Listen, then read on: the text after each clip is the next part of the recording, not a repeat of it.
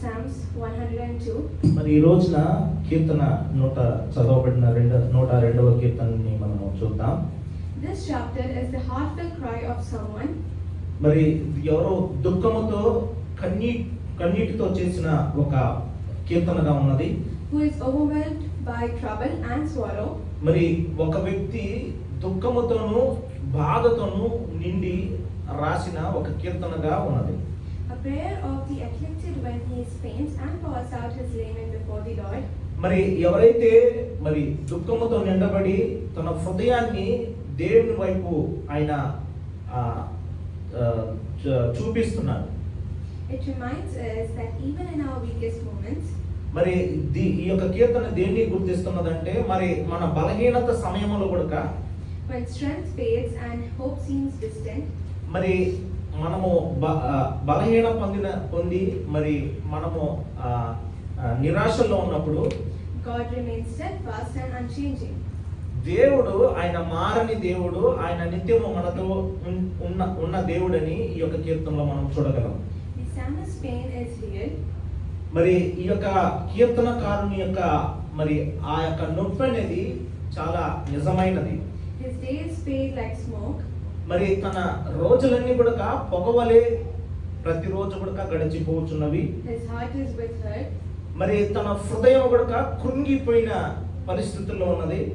Yet in the midst of despair, మరి ఇలాంటి కఠినమైన సమయంలో కూడా his eyes turn to the Lord.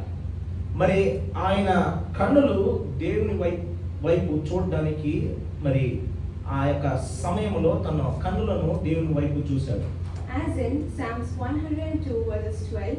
మరి ఈ యొక్క 102వ కీర్తన 12వ చరణంలో But you, O Lord, shall endure forever, and the remembrance of your name to all generations.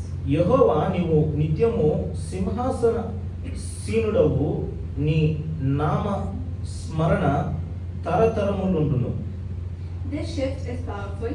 మరి ఈ యొక్క మార్పు అనేది చాలా శక్తి కలిగినది. It teaches us that our circumstances may change. మరి ఇది ఏం మనకు నేర్పిస్తున్నదంటే మన పరిస్థితులు ఒకవేళ మార్చబడతాయి, but God's faithfulness never does. కాకపోతే దేవుని యొక్క ఆ యొక్క నమ్మకం అనేది మరి అది ఎన్నడూ మారనిది. He hears to the grounds of our sufferings. మరి ఇక్కడ మన యొక్క ఆ యొక్క దుఃఖాన్ని మనము చూడగలము. And he rebuilds what is broken. మరి అక్కడ ఏదైతే విరిగి నలిగిన పరిస్థితుల్లో ఉన్నదో దాన్ని మరలా ఆయన కట్టే దేవుడై ఉన్నాడు. So today, మరి ఈ రోజున కూడా no matter how heavy your hearts feel, మరి ఈ రోజున మీ హృదయాలు ఎంత భారంగా ఉన్నా కూడా lift your eyes to the one who reigns forever. మరి కృంగిపోయిన పరిస్థితుల్లో మరి మన పరిస్థితులను మార్చే ఆ దేవుని వైపుగా మన కన్నులెత్తి చూద్దాం. Your pain is seen. మరి నీ యొక్క నొప్పి ఆయనకి తెలిసి ఉన్నది. Your prayers are heard. నీ యొక్క ప్రార్థన ఆలకింపబడి ఉన్నది. And the same God who has restored Zion, మరి ఏ దేవుడైతే సియోన్ని ఆయన విమోచించాడో will restore you too. అదే దేవుడు నిన్ను కూడా విమోచించాలని ఈ రోజున మన మధ్యలో ఉన్నారు. ఆమేన్. హల్లెలూయా. అంత చప్పట్లు. హల్లెలూయా.